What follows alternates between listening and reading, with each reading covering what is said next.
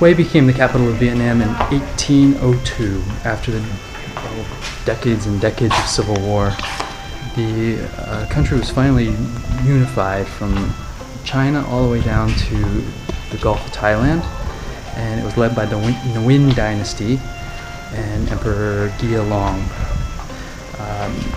Because Hue is in the middle of the country, it became the ideal place for the new capital. So in 1804 they constructed this giant, huge temple. It's a citadel with walled area all the way around, a moat, and inside there's another walled area where the Forbidden City was, where the country's administration and their military operated. And then inside another set of walls was the Forbidden City, the Forbidden Purple City, which was where the emperor lived and his family and his concubines and all that. That was Vietnam's last dynasty, and it lasted all the way until 1945 when the Communist Party started in Hanoi, which of course led to the Vietnam War. And in 1968, during the Tet Offensive, the whole area was attacked and bombed, and a lot of the buildings in the citadel were lost to the war, and not just the Vietnam War, but the French, and also some natural disasters.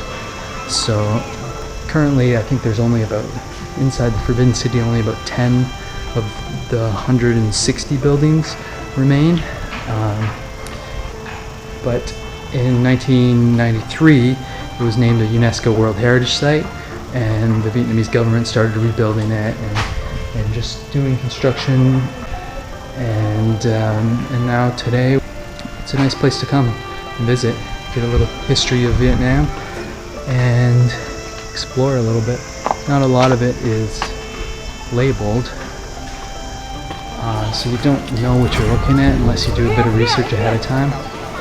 But just, it's a great place to stroll and relax, and hopefully it's not too hot because it's a lot of walking. Let's go this way.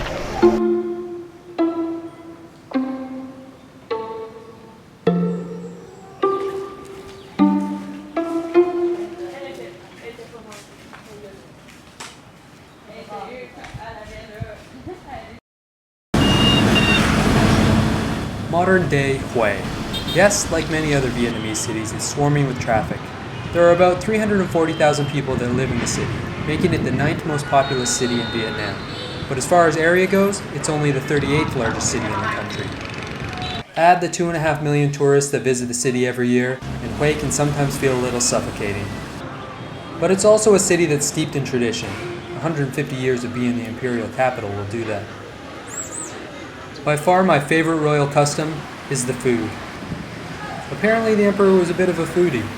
A meal could consist of 50 courses. The best ingredients from all over Vietnam would be shipped in. Many of the country's greatest dishes originated in Hue. Most Vietnamese will tell you it's the food capital of Vietnam.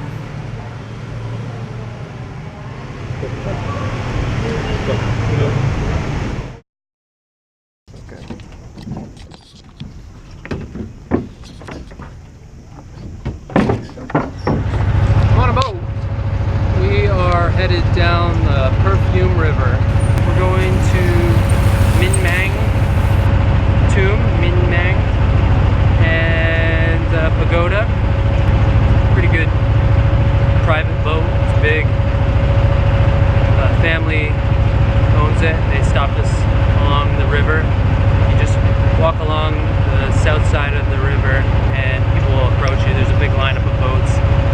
We got this one for $440,000 in total to rent the boat for about 4.5 hours. So it's a pretty good private boat. The mother, the 2 daughters, and the husband driving. But it's beautiful. You can see the scenery around here is really nice. It gives you a little taste of Vietnam on the countryside, and you see the other boats coming up and down the river. And then of course the temples I'm sure they're going to be great as well. Yeah, so see how it goes.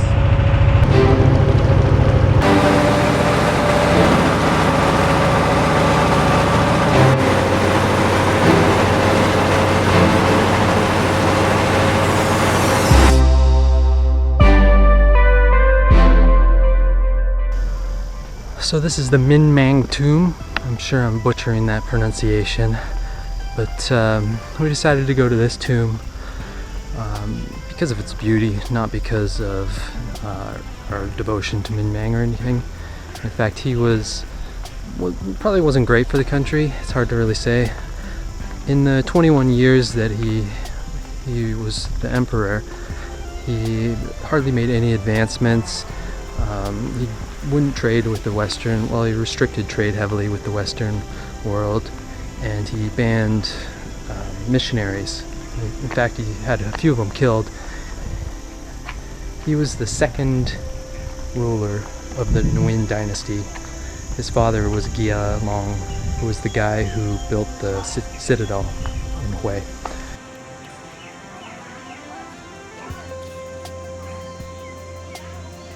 Now I'm in front of the actual place where he's buried.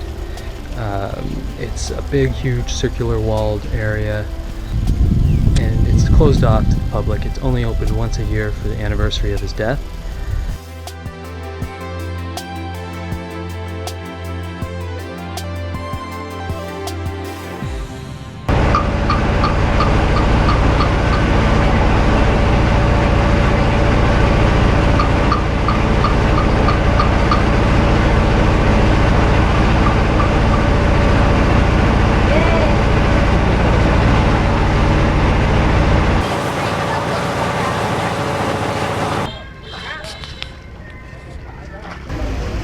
So this is Thien Mu Pagoda, and it is 7 stories high. Each story represents a different Buddha, and it's the tallest religious building in Vietnam. The story goes that an old lady named Thien Mu sat right where the temple is, and she proclaimed that emperor would build a giant religious pagoda right in that spot. So the governor got word of this, and he decided, I'm going to build a religious pagoda right there.